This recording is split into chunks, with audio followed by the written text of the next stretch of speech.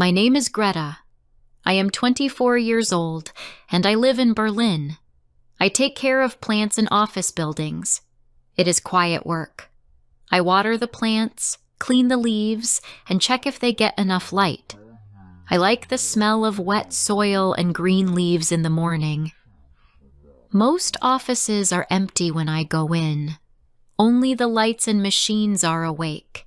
I work for a small company that takes care of offices across the city. Every week I visit the same buildings. I move from floor to floor, room to room. Some people smile at me. Some do not see me at all. I do not mind. My work is calm. Plants do not speak, but they still make the air softer. One of the buildings I visit belongs to a large company. It has many offices and long glass windows. The rooms are clean and quiet. The people there wear suits and walk fast. I always start on the top floor and move down slowly. That is where I first saw Mr. Meyer. He was sitting at his desk when I entered his office. Papers were everywhere, but everything looked in order. He had gray hair, round glasses, and a small watch on his wrist. He looked like someone who had lived the same day many times. When I said, "Good morning," he looked surprised, then smiled softly and said, "Good morning." I watered the plants near his window. There were 2 tall ones and they were dry. He asked, "Do they need a lot of care?" I said, "Only a little. They need light and water, just like people." He smiled again and said, "Then maybe I should stand near the window more often." I did not know how to answer, so I just smiled. After that day, I often saw him when I came in. He always sat at his desk early, before most workers arrived. He never played music, never spoke loudly. Sometimes I heard him sigh or whisper numbers to himself. I worked quietly, moving between rooms, but I always saved his office for last. I liked the silence there. One morning he looked pale. I asked if he was all right. He said, "Just a little tired." Then he looked at the plants and said, "They look better than me." I said, "That is because they have someone to take care of them." He looked at me for a moment, then said, "Maybe that is what I need too." I did not know what he meant, but his words stayed with me all day. As weeks passed, I learned small things about him. He worked as an accountant. He had been in the same company for more than 20 years. He said he liked his work because it was safe. "Numbers don't lie," he said once, "but people do. Sometimes." I asked if he liked people. He said, "I used to." We started to talk a little every time I came in, just small things. I told him about the plants that bloomed in spring. He told me about the new computer system that confused everyone in the office. Once, he said he liked how I always looked calm. I said, "Plants teach that." He laughed softly. It was the first time I heard him laugh. Sometimes he asked me to sit for a few minutes before I left. He offered me tea. His desk was always full of papers, but there was always one clean corner for the teacups. He talked about his work, about the company, about how time moves too fast. I listened. I did not speak much. I liked the sound of his voice. It was slow and kind. I did not tell anyone about him. It felt like a small secret. In the office, people walked by us, busy and loud, but we stayed quiet. It was like the world outside moved fast, and inside his office time stood still. One day, I came in and he looked different. His shirt was pressed, and he had a new tie. He said, "You always see me at work. I should look my best." I smiled and said, "The plants like that?" He said, "And you?" I felt shy and said, "Maybe I do too." After that, he started waiting for me. He knew the days when I came, and sometimes he brought flowers for me, small ones. He said they were from the market near his house. I did not know what to say, but I thanked him. It felt strange to receive flowers from a man whose plants I watered. He never talked about his family, and I did not ask. Once, I said, "Do you live alone?" He said, "Yes, I live near the river. It's quiet there." He did not say more. His eyes looked tired. One Friday, when I came to the office, he seemed nervous. He stood up when he saw me. He said, "Greta, I have something to tell you."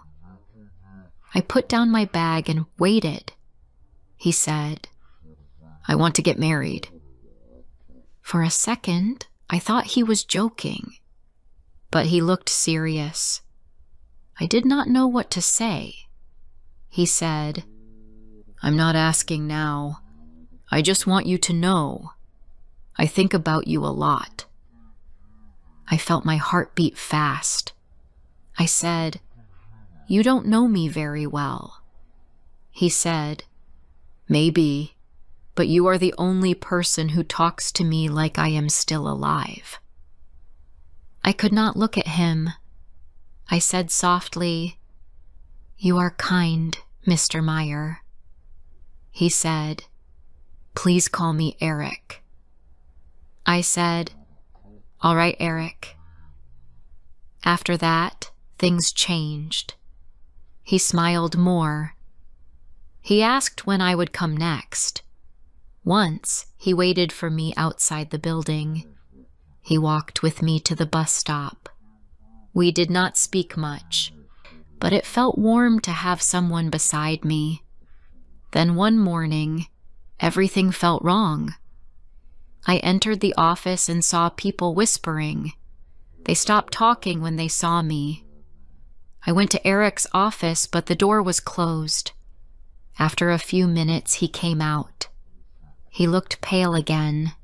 He said, "Greta, my boss called me in. He heard that I planned to marry you." I said, "Why is that bad?" He said, "He thinks it looks bad. He said I should stop seeing you or leave the company." I stared at him. He said, "I have been here my whole life. I don't know how to start again." I said quietly, "You have to choose." He looked at me for a long time. He said, "I will tell him tomorrow." That night, I could not sleep. I thought about him sitting alone at his desk, counting numbers, afraid to lose what he knew. I wondered what I was to him, a person or just something soft in his gray world. The next day, he did not come to the office at the usual time. When he finally did, he walked straight to his room. I waited outside for a moment, then went in. He was sitting at his desk, his eyes on the wall. He said, "I told him." I asked, "What did you say?" He said, "I said I will get married." I felt a small smile on my face, but he looked down and said, "Not to you, to my office." I did not move. He stood up, took his coat, and said, "It is safer this way. The office never asks for anything. It never leaves." Then he walked past me, slow and calm. I stayed there for a while. The plants near the window looked green and full of life. I picked up my watering can and gave them water. My hands were shaking, but the plants did not notice. Before I continue rest of the story, please like, subscribe, share, and tell me where you are listening from. Your support means a lot to me. Now let's continue. After that day, I did not go to his office for a week. I asked my manager to send someone else. I said I was not feeling well. It was not a lie. I woke up each morning and felt empty. I went to other buildings, other rooms, but every green leaf reminded me of him. I tried not to think about his words, but they stayed in my head. I will marry my office. I could still see his face when he said it. Calm, cold, certain. The city outside kept moving. People waited for buses. Children shouted near the market.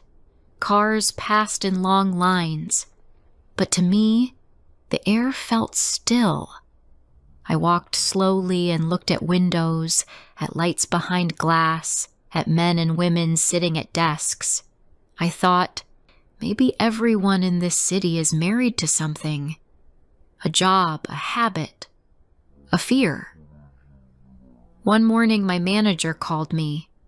She said, "Greta, we need you back at the tall building. The other worker is sick." I wanted to say no, but I said yes. When I arrived, the air inside felt the same, clean and dry. The sound of typing came from far rooms. I walked with my bag and small watering can. I told myself, "You are only here to work." When I entered Eric's office, it was empty. The chair was there, the papers, the pen on the desk, but not him.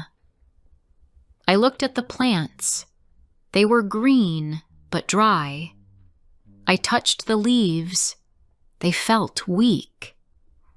I gave them water slowly. Then the door opened. He came in. He looked at me, and for a moment, we both said nothing. Then he spoke softly. "You came back." I said, "I am working." My voice sounded cold, but I could not help it. He said, "I thought you would never come again." I said, "Plants cannot wait for feelings." He smiled a little, but his eyes looked sad. "The boss was pleased," he said. "He said I made the right choice." I did not answer. He sat at his desk. I finished watering the plants and turned to leave. Then he said, "Greta, please wait." I stopped. He said, "Do you think I made the wrong choice?" I wanted to say yes. I wanted to tell him that life is not safe, that love is not a number. But I knew he would not understand. I said quietly, "You made your choice. It is yours now." He looked down at his hands. "I did what I had to do." I said, "Maybe, but you will be alone." He said, "I have always been alone." I said, "Then maybe you do not know what you lost." He said, "I lost peace." I said, "No. You lost something you never tried to keep." I turned and left before he could say more. That night, I walked home under the streetlights. The air smelled of rain. I thought about him again, sitting at his desk, counting money for people who would never know his name. He gave his time, his years, his heart to a room full of papers, and he called that life. I decided I did not want that kind of life. In the weeks that followed, I asked to be moved to another group of offices. My manager agreed. I started visiting new buildings, smaller ones with fewer people. I liked those places more. They were quiet, but not empty. I met kind workers who said hello and sometimes offered tea. One office had a small balcony with old plants. I liked to sit there for a few minutes after work. The city noise sounded far away. The air felt light. I thought about how people grow like plants, slow and silent, but only if they get light. Sometimes, when I passed near Eric's building, I looked up. The windows all looked the same. I could not tell which one was his. I wondered if he still sat there every day, in the same chair, with the same light. One afternoon, months later, I met one of the reception workers from his company. She recognized me and said, "Oh, you used to come to our offices. Mr. Meyer still talks about his plants. He takes care of them himself now." I asked, "Are they alive?" She said, "Yes, very much. He waters them every day at the same time." I thanked her and smiled. It was a small comfort. That evening, I thought about what she said. He had learned to water the plants himself. Maybe that was his way of remembering me. Maybe he still thought of me sometimes when he saw the green leaves near the window. But I knew we would never meet again. Some people only meet for a short time. Some moments come quietly and leave without noise. I learned that not every connection has a future, but everyone leaves a trace. As months passed, I found peace in my work again. I saved some money and moved to a small flat with more sunlight. I filled it with plants. Tall ones, small ones, some with flowers. Every morning I gave them water and watched them grow. It felt good to care for something that did not ask questions. One evening, I opened the window and looked outside. The sky was turning orange. I thought of Eric again. I imagined him at his desk, alone but calm, maybe thinking that the office was his only home. I did not feel anger anymore, only quiet sadness. I realized then that love is not always about being together. Sometimes it is about understanding someone, even when you cannot change them. A few weeks later, my company gave me a new client, a design firm across the city. The offices were bright and full of color. The people there smiled often. One young man said, "You take care of the plants so well. They look happy." I said, "They just need care every day." He said, "You must love your work." I said, "I try to." He started talking to me often when I came in.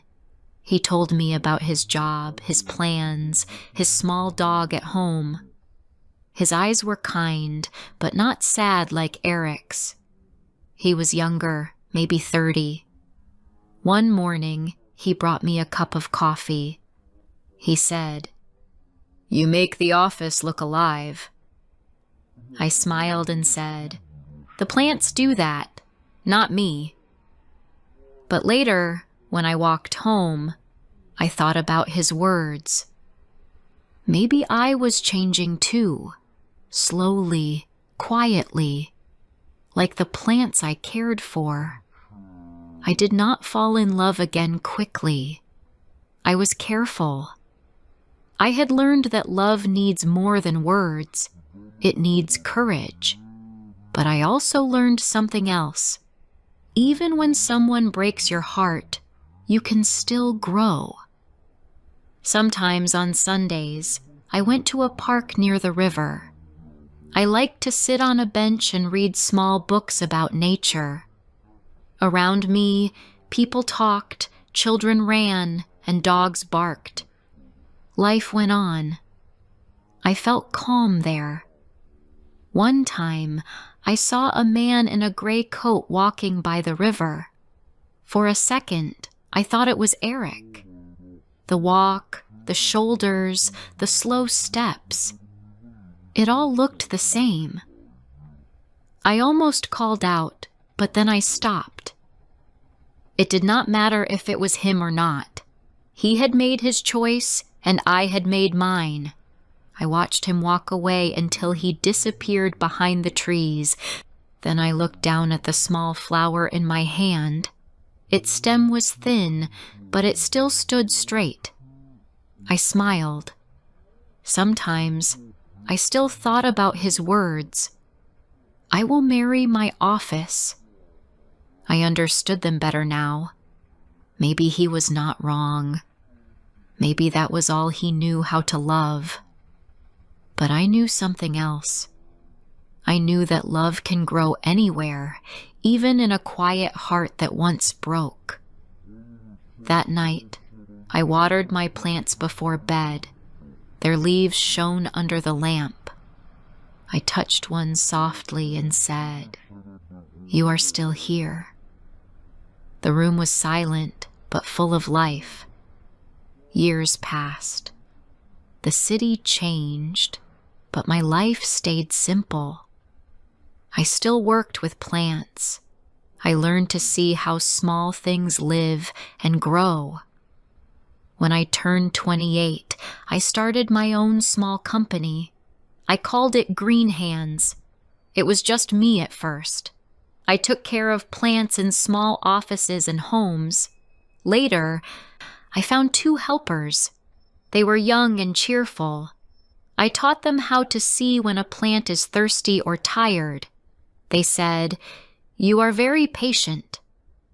I smiled. I said, "Plants need time. So do people." I still walked the same streets every day. The trams, the sound of rain, the smell of the bakery at the corner. They were all the same. But I was not the same person anymore. I felt stronger. My heart was calm. Sometimes I passed near the old company where I once worked. I never went inside again, but I still remembered every detail. The cold floor, the gray walls, the soft sound of paper. I remembered the plants near the window in Mr. Meyer's office. I wondered if they were still there. One winter morning, I received a call from my old manager. She said, "Greta, do you still remember Mr. Meyer?" I said yes. She said, "He retired last month." The company asked if we can take care of the plants again. They are moving him to a small office for his last year. Would you like to visit? I was quiet for a moment. Then I said, "Yes, I will go." The next week, I went back. The building looked the same, but the halls felt different. Many new faces, many new names on doors. When I reached the top floor, I stopped for a second and took a breath. I knocked on the door. A voice said, "Come in." He was there. Older, thinner, but still the same calm face. His hair was white now. When he saw me, he stood up slowly. "Greta," he said, as if testing if the name was real. I smiled. "Hello, Mr. Meyer." He looked around and said, "You are still with the plant company." I said, "Now it is my company." He nodded.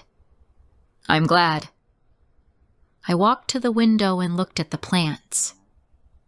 They were still there, tall and green, the same ones I had cared for years ago.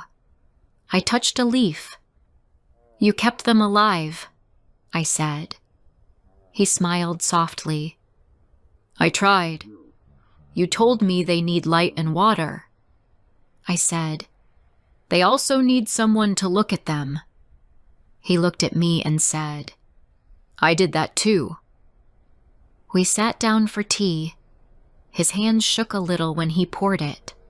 The office was smaller now, quieter. There were fewer papers, more space, more light. He said, "I think about that time often." I said, "So do I." He looked at me and said, "I made many mistakes." I said, "Everyone does." He said, "I thought I could live with numbers and silence, but silence grows heavy after a while." I said, "It always does." He sighed. "I wanted to call you once, but I didn't know what to say." I said, "Sometimes there is nothing to say. Some things just end." He nodded slowly. "I see you built your life." I said, "Yes, it took time." He smiled. "Then maybe you did better than I did." We talked a little more. He asked about my work. I told him about the offices, the new plants, the young helpers. He listened with quiet eyes. He said, "You did what I couldn't. You grew." After a while, I stood up to leave. He said, "Will you still come to care for them?" I said, "Yes, they are part of my list now." As I walked out, he said softly, "Greta." I turned. He said, "I never married." I said, "I know." He looked at his desk, then said, "But I kept my promise. I married my office." I smiled gently. "And did it love you back?" He looked at the plants and said, "Maybe a little." I walked away slowly. Outside, the winter air was cold but clean. I looked up at the gray sky and felt peace. There was no pain anymore, no anger, just memory, calm and still. In the months that followed, I visited his office once a week. He always greeted me the same way.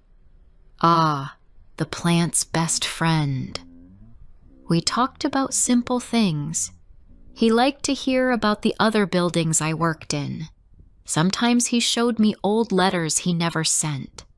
They were short notes about days, numbers, weather, and silence.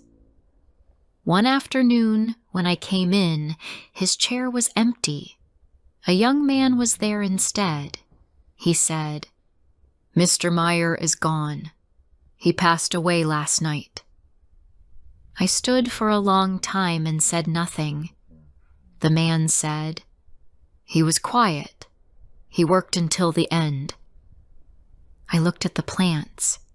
They were still green. I touched one leaf and said softly, "He kept you alive." That evening, I walked by the river. I watched the lights reflect on the water. I thought about him and his quiet life. He had given everything to his work, his time, his peace, his heart. But maybe, in his own way, he had found meaning in that. I also thought about how different we were. He had chosen to live inside walls. I had chosen to walk outside them. And yet, both of us had loved something. He, his work. I, the life that grew slowly and quietly around me. Years later, when people asked about my job, I told them, "I help things live." Some smiled, Some did not understand, but I knew what I meant. At home, my flat was full of green life. Plants stood near every window. Some were old, some new. When I looked at them, I thought of the people I had met, the rooms I had worked in, and one quiet man who once said he would marry his office. Sometimes, I wondered if he ever understood that work cannot love you back, but maybe it does in small ways.